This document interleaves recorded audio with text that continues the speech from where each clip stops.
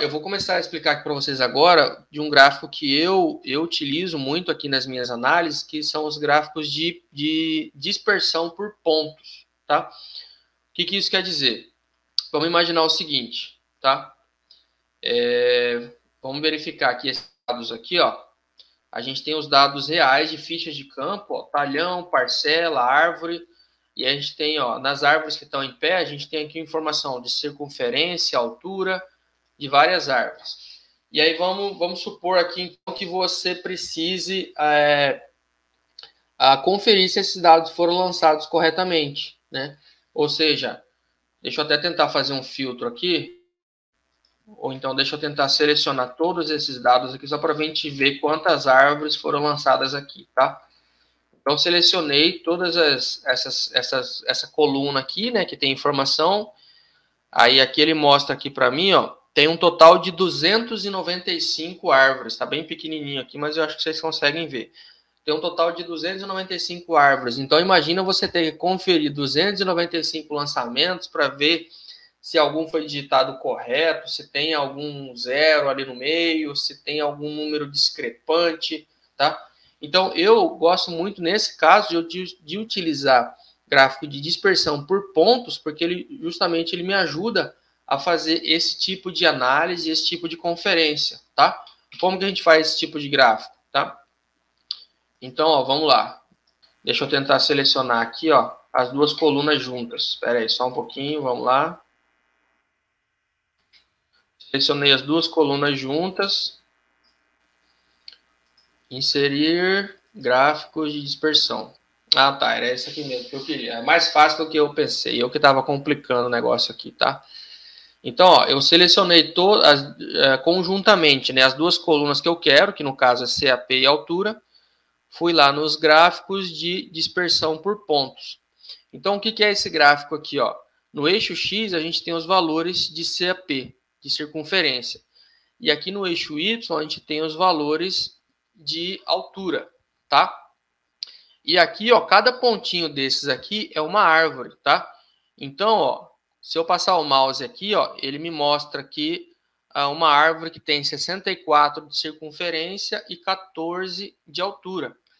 Se eu passar o mouse aqui, ó, ele mostra uma árvore que tem 134 de CAP e 25,1 de altura, e assim por diante. Então, cada um desses pontos aqui é uma árvore que você pode verificar e analisar, tá? E o bacana, eu gosto de utilizar esse tipo de gráfico, ele é muito bom de você saber utilizá-lo, porque nesse tipo de gráfico você consegue verificar justamente o comportamento dos dados, tá? Vocês estão percebendo que aqui tem até uma linha que está sendo traçada aqui, os pontos eles formam uma linha, tá?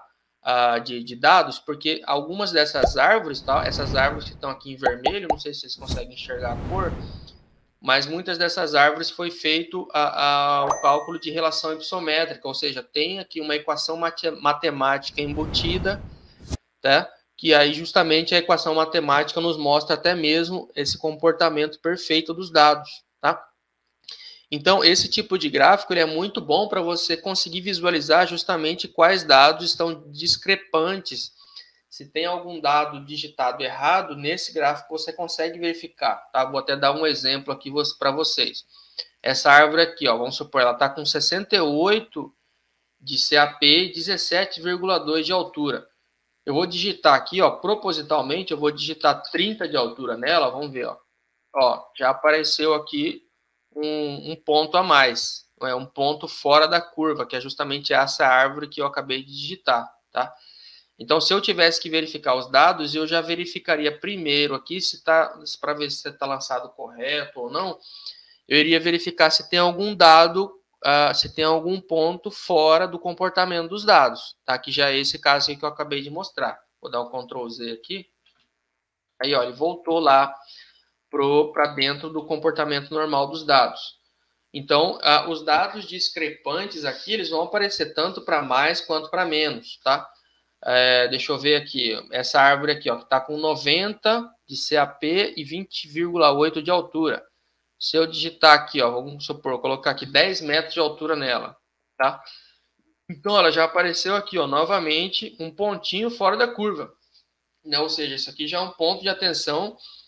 Se você vai verificar se os dados, né, se imagina, por exemplo, se você é um engenheiro ou se você é a pessoa que vai analisar esses dados, a equipe chegou do campo com os dados lançados, ou você fez o lançamento dos dados e você quer verificar se esses dados estão lançados corretamente, esse tipo de gráfico ele é muito bom para você encontrar esses valores discrepantes, tá? Então, novamente, vou dar um Ctrl Z aqui, tá? E aí o ponto voltou lá para dentro da curva, tá? Então, novamente, esse tipo de gráfico, ele é muito bacana para você conseguir validar os dados, verificar os dados, para ver se eles estão feitos todos de maneira correta, tá bom?